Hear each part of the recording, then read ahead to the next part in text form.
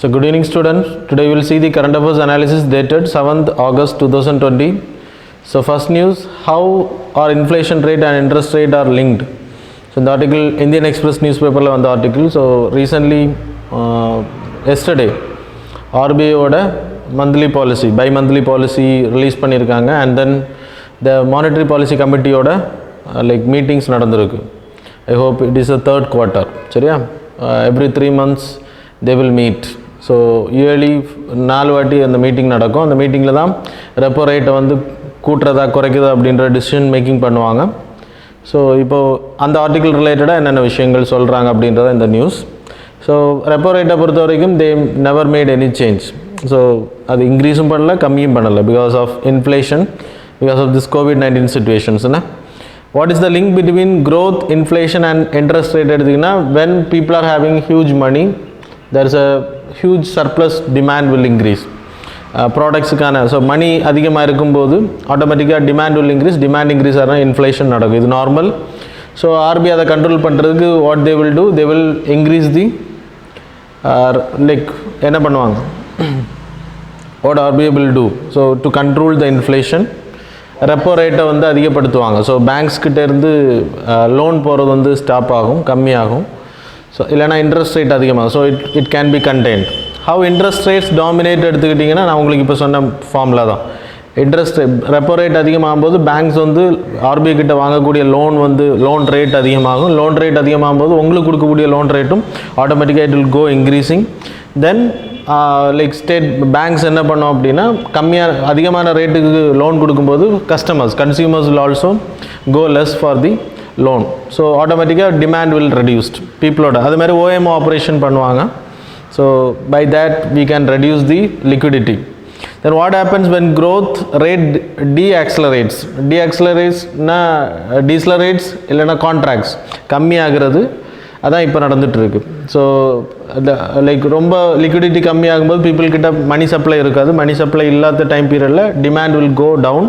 Demand down ஆகும்போது ஆட்டோமேட்டிக்காக job loss create ஆகும். பொருட்களோட டிமாண்ட் இல்லை அப்படின்னா, பர்ச்சேசிங் பவர் பீப்புள் கிட்ட இல்லை அப்படின்னா ஆட்டோமேட்டிக்கலாக பொருளோட டிமாண்ட் கம்மியாகும்போது job unemployment will be created. Car வாங்கினா தானே கார் கம்பெனியோட ப்ரொடக்ஷன்ஸ் நடக்கும்.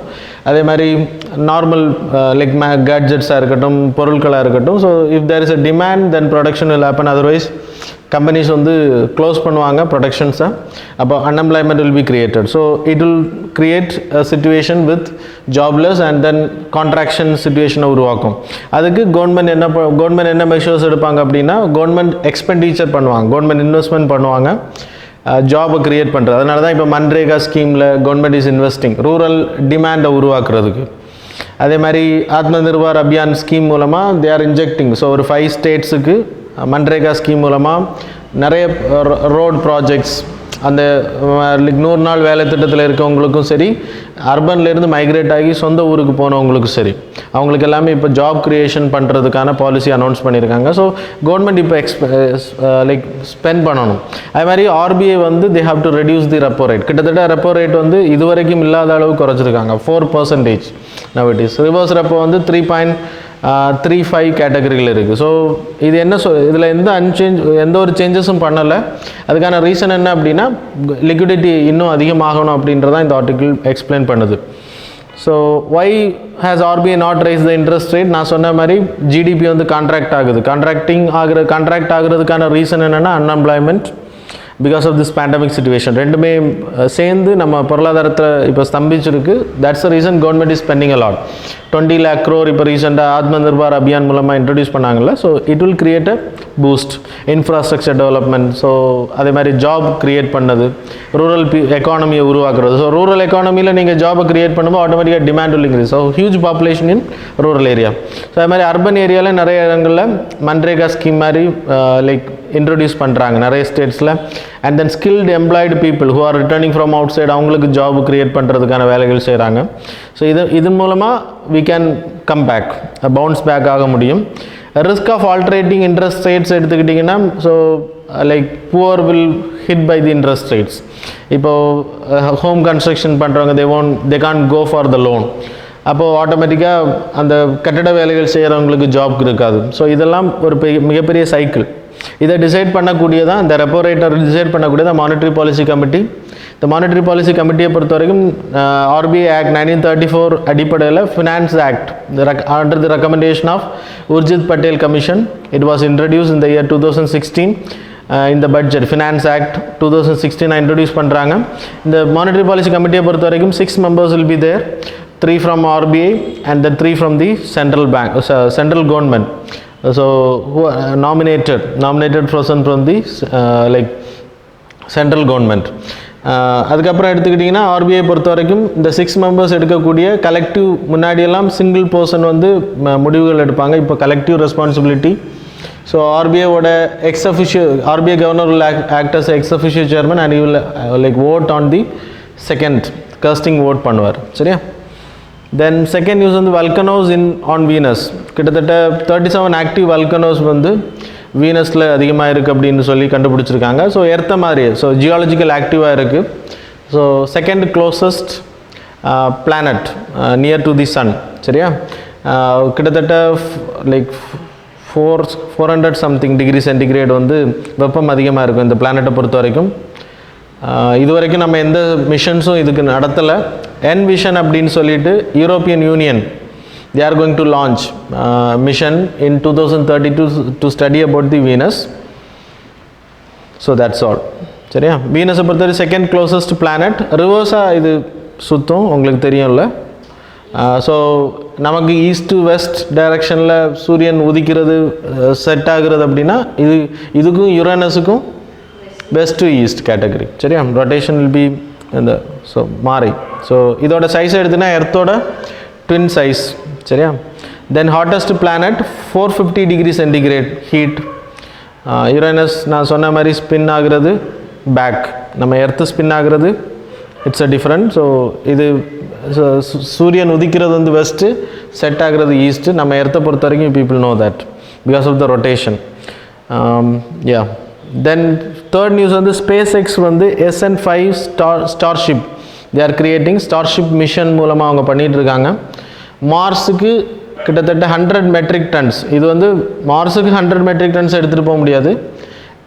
Earth orbit, low earth orbit category இருக்கு இல்லையா, எர்த்தோட ஆர்பிட்டுக்கு அந்த நியரஸ்ட் அந்த ஏரியா லோ எர்த் ஆர்பிட்டில் வந்து 100 metric tons வரைக்கும் இதால் எடுத்துகிட்டு போக முடியும். அதுக்கான வேலைகள் தான் நடந்துருக்கு. they are going to launch by 2022. First எங்கே அனுப்ப போகிறாங்க அப்படின்னா 2 missions as a லைக் பொருட்கள் எடுத்துகிட்டு போகிற மாதிரி, 2 missions வந்து க்ரூ மெம்பர்ஸ் எடுத்துகிட்டு போகிற மாதிரி டு த ரெட் பிளானட். சரியா? ரெட் பிளானட்டை பொறுத்த வரைக்கும் we are going by like not directly to the நம்ம ட்ரான்ஸ்ஃபர் ஆர்பிட் மூலமாக தான் நம்ம ட்ராவல் பண்ணுறோம் நம்மளோட சேட்டலைட்ஸ் எல்லாமே. ஆனால் அவங்க டைரெக்டாக இங்கேருந்து எண்ட் வரைக்கும் they will go by spaceship. So starship. So அதான் இந்த இது SpaceXோடது. இது it's a private one. Yeah that's all. Then fourth news வந்து tsunami ready program. UNESCO and IOC intergovernmental oceanographic commission எந்த ஸ்டேட்ஸ் எல்லாமே எந்த ஏரியாக்களில் இருக்கக்கூடிய பீப்புள், கோஸ்டல் ஏரியா பீப்புள் வந்து அவேர்னஸ் க்ரியேட் பண்ணுறதுக்காக இது கொடுத்துட்ருக்காங்க. இந்தியாவில் 2 கோஸ்டல் பீப்புளை வந்து லைக் ரெகக்னைஸ் பண்ணியிருக்காங்க. Tsunami ready. So yeah ready sorry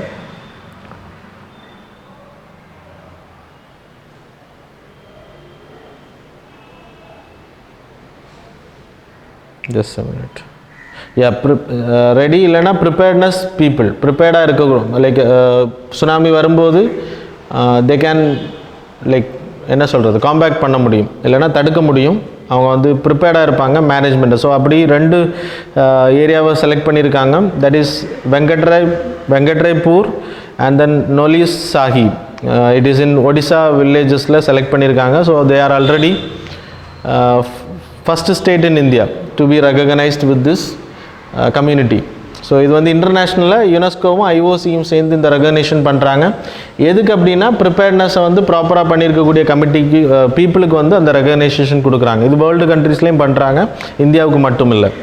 so tsunami ready எடுத்துக்கிட்டிங்கன்னா நம்ம எமர்ஜென்சி மெஷர்ஸ் எல்லாமே சுனாமி வரும்போது what are the announcement will be made, social awareness, அங்கே என்ன பண்ணணும் அப்படின்றது எல்லாமே வந்து ப்ரிப்பேர்டாக அவங்க ட்ரெயின் பண்ணி வச்சுருப்பாங்க.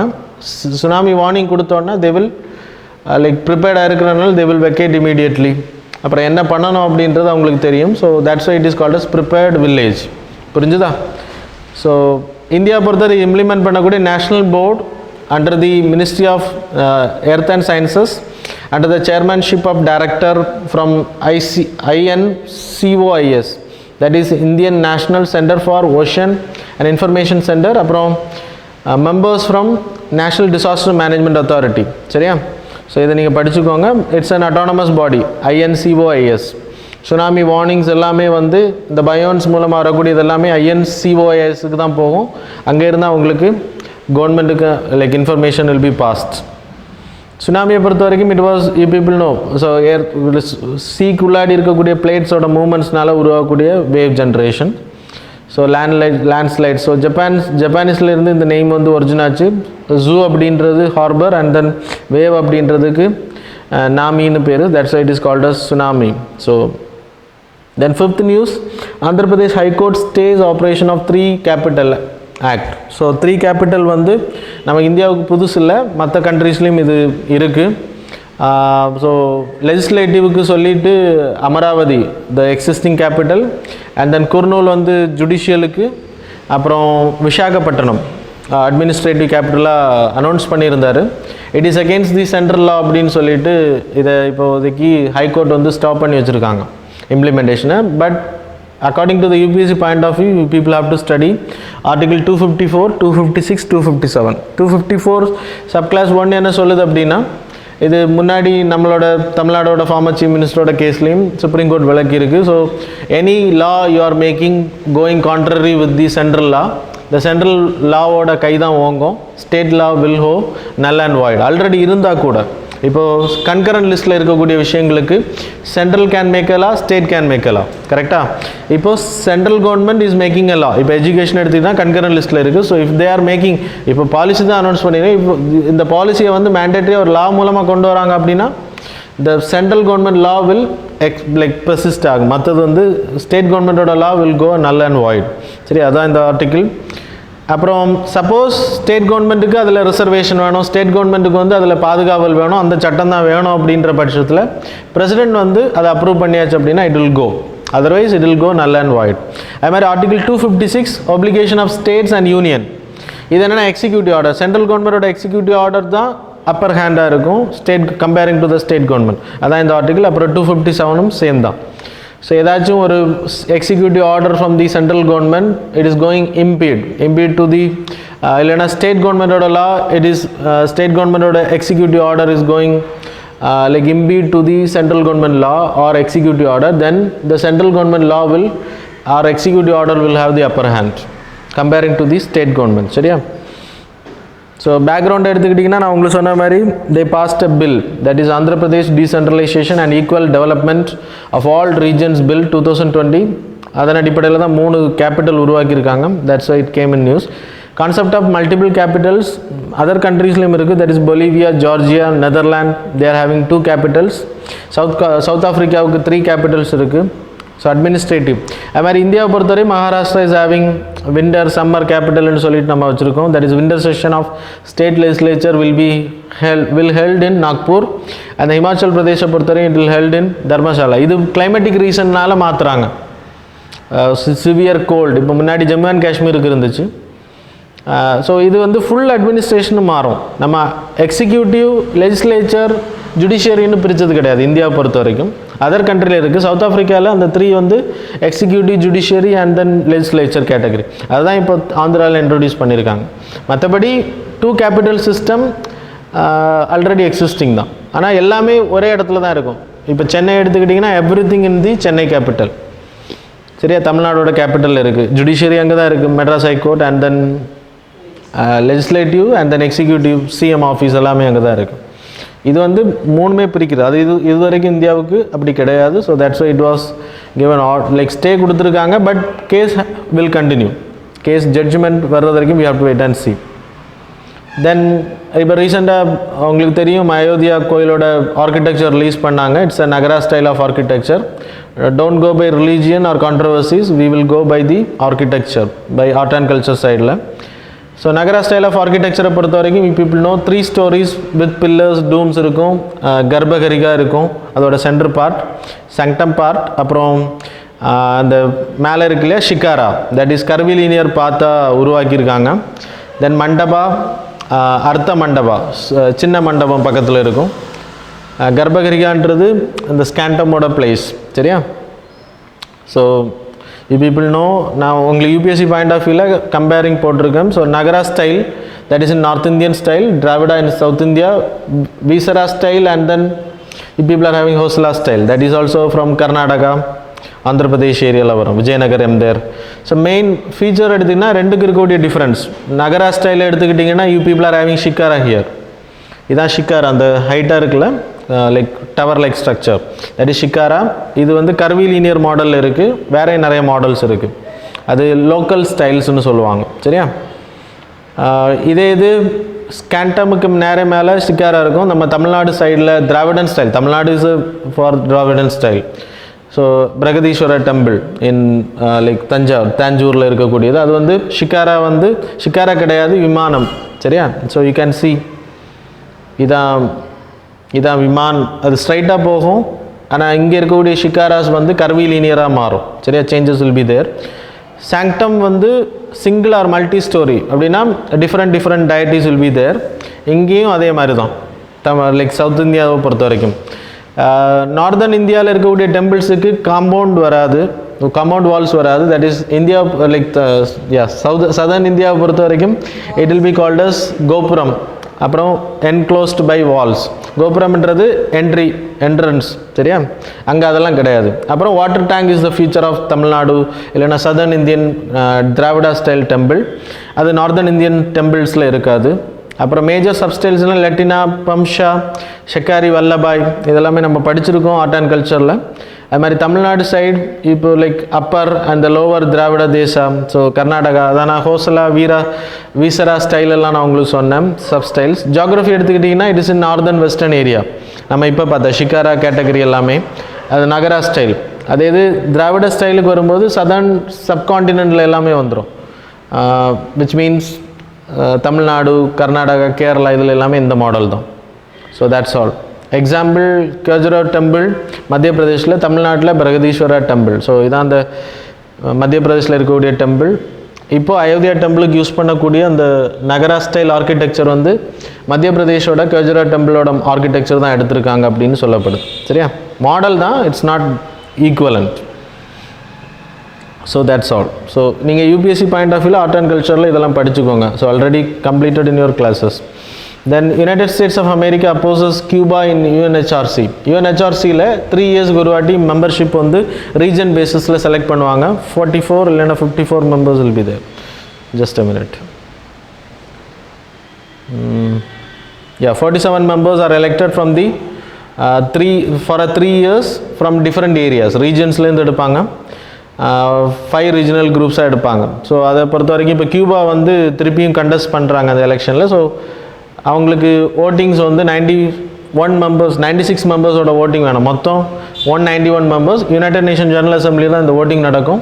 It's a absolute majority. அப்படி இருந்தால் மட்டும்தான் தே வில் கெட் என்ட்ரி. இப்போ யூஎஸ் வந்து கியூபா வந்து யுஎன்ஹெச்ஆர்சியில் போகிறத எதிர்க்கிறாங்க. பிகாஸ் முன்னாடி there is a dictatorship ruling இருந்தது. அதனால் அங்கே ஆர்மியோட கொரில்லா வார்ஃபேர் எக்ஸெட்ரா, அதன் மூலமாக நிறைய பாதிப்புகள் அங்கே இருந்ததுனால, ஹியூமன் ரைட்ஸ் வயலேஷன்ஸ் நடந்திருக்கனால கியூபா போகிறத வந்து நாங்கள் விரும்பலை. அது முன்னாடி யூஎஸுக்கும் கியூபாவுக்கு இருக்கக்கூடிய relationship was very like problematic. அப்படின்னா அதுக்கான ரீசன் என்ன அப்படின்னா, நிறைய ஹியூமன் ரைட்ஸ் வயலேஷன்ஸ், நிறைய கியூபா பீப்புள் வந்து யூஎஸ் போன்ற கண்ட்ரீஸுக்கு மைக்ரேட் ஆகிருக்காங்க. That is also a reason. Then கியூபாவை பொறுத்த வரைக்கும் தே ஆர் லைக் மெடிக்கல் ஃபீல்டில் தே ஆர் வெல். இல்லை உங்களுக்கு தெரியும், இப்போ எபோலாவாக இருக்கட்டும், pandemic situations like this, COVID-19, அதுலேயும் அவங்க நிறைய டாக்டர்ஸ் வந்து வெளிநாடுகளுக்கு அனுப்பி வச்சாங்க, இன்க்ளூடிங் ஸ்பெயின் கண்ட்ரீஸுக்கு எல்லாமே. அலோபதி, ஹோமியோபதி எக்ஸெட்ரா மெடிசின்ஸில் அவங்க வந்து வெல் வெஸ்டாக இருக்காங்க. அவங்களுக்கு பாப்புலேஷனுக்கு ஏற்ற மாதிரி தே ஹேவிங் ப்ரொபோர்ஷனேட் டாக்டர்ஸ், மற்ற கண்ட்ரீஸை விட வெல் பர்ஃபார்மிங். ஸோ நிறைய கண்ட்ரிஸ் அனுப்புகிறாங்க. நமக்கும் கியூபாவுக்கு இருக்கக்கூடிய ரிலேஷன்ஷிப் எடுத்துன்னா we having like good relationship. Non alignment மூமெண்ட்டும், so he is also a founding member இந்த நான் அலைன்மெண்ட் மூமெண்ட். அது மாதிரி கொரில்லா வார்ஃபேரோட தலைவர், கியூபாவோட commander, he came to India. during the Jawaharlal time period. அப்புறம் 2019 கியூபா UNGA என்டர் ஆகிறது we helped. சரியா? அப்புறம் இந்தியாவுக்கும் கியூபாவுக்கும் இருக்கக்கூடிய relationship biotechnology, homeopathy and traditional system of மெடிசின்ஸில் we having a relationship. So these are the things you have to know. And then UNHRCயை பற்றி தெரிஞ்சுக்கோங்க. Only body for as a watchdog for the human rights. Violations நடக்குனா they will take actions. Every 3 years there will be elections. அப்புறம் maximum ஒரு member வந்து 2 consecutive times இருக்கலாம். திருப்பி போயிட்டு இன்னொரு டேர்மில் வரலாம். ஆனால் கன்சிக்யூட்டிவ் டேர்ம்ஸ் எடுத்துக்கிட்டிங்கன்னா 2 times அப்படின்னா 6 years வரைக்கும் கண்டினியூஸாக இருக்கலாம். அதுக்கப்புறம் they have to come by a break. So that's all. So yeah, that's all about today's current affairs. Now the time for the MCQ. So daily current affairs MCQ 7th August 2020. First question, statement so consider the following statement about Parivar Pechan Patra. So statement number 1, while Aadhar represents an individual as a unit and Parivar Pechan Patra, that is PPP or PPP, represents a family as a unit. Statement number 2, it is mandatory for every family of the state to obtain a PPP. Third, PPP will ensure that not a single beneficiary is left out from the government benefits that they are entitled to. Options are A 1 and 2 only, option B 2 and 3 only, option C 1 and 3 only, option D 1, 2 and 3 only.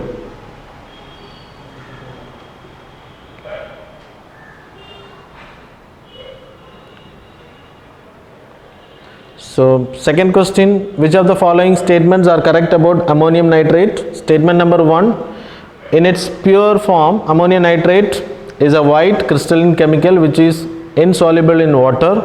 Statement number 2, it is the main ingredient in the manufacture of commercial explosives used in the mining and construction. Options are A 1 only, B 2 only, C both, D neither.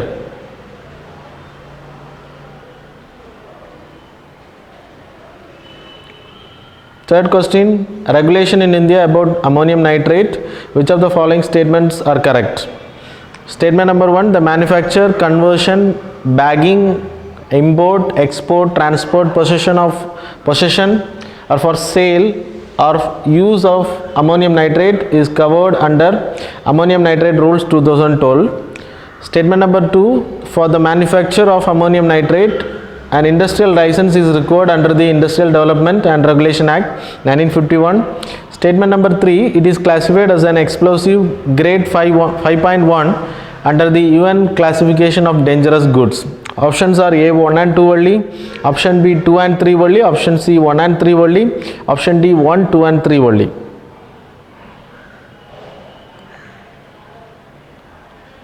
Fourth question, Dead Sea bordered with which of the following country? Options are Golanites and Israel, option B Israel and Lebanon, option C Jordan and Israel, option D Syria and Israel.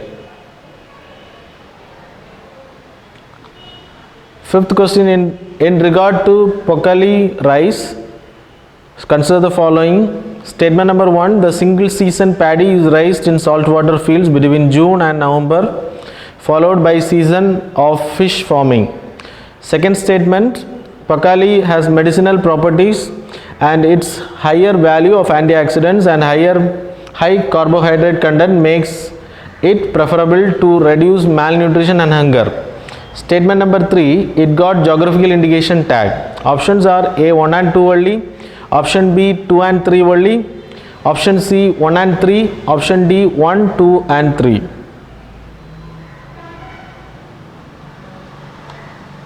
Sixth question, which of the following are under the Prime Minister's 10-point agenda? Statement number 1, leverage technology to enhance the efficiency of our disaster risk management efforts. Statement number 2, the multi-hazard management of disaster risk in development at all levels as well as within and across all sectors.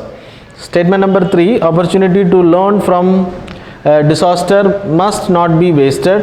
After every disaster, there are papers on lessons that are rarely applied. Options are A 1 and 2 only, option B 2 and 3 only, option C 1 and 3 only, option D 1, 2 and 3 only.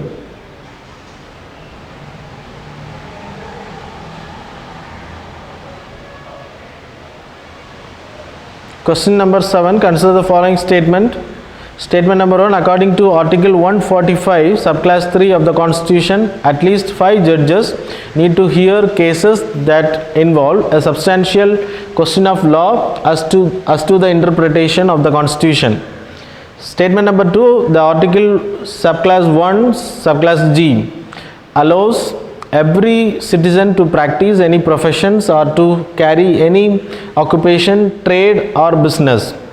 Options are A 1 only, option B 2 only, option C both, option D neither.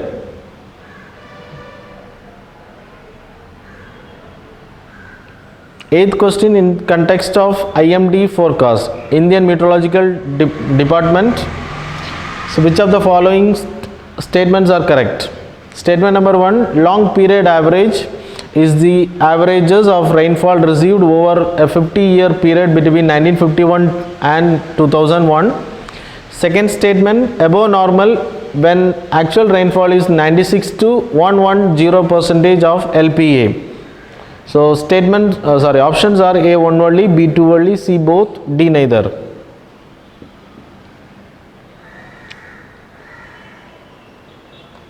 Question number 9, which of the following statements are correct about National Cooperative Development Corporation? Statement number 1, NCDC was established as a cooperative is an autonomous association under the Ministry of Agriculture and Farmers Welfare. Statement number 2, it deals with business activities related to the farm produce and it works for the benefit of the member producers. Options are A 1 only, B 2 only, C both, D neither. Question number 10, which of the following statements are correct about Commonwealth Human Rights Initiative? Statement number 1, it is an independent international non-governmental organization. Statement number 2, the Commonwealth is a voluntary association of 54 independent and equal sovereign states. Statement number 3, membership is based on free and equal voluntary cooperation. Options are A 1 and 2 only, option B 2 and 3 only, option C 1 and 3 only, option D 1, 2 and 3 only. So that's all about today's current affairs, students. Hope you people answered. Thanks a lot for joining with.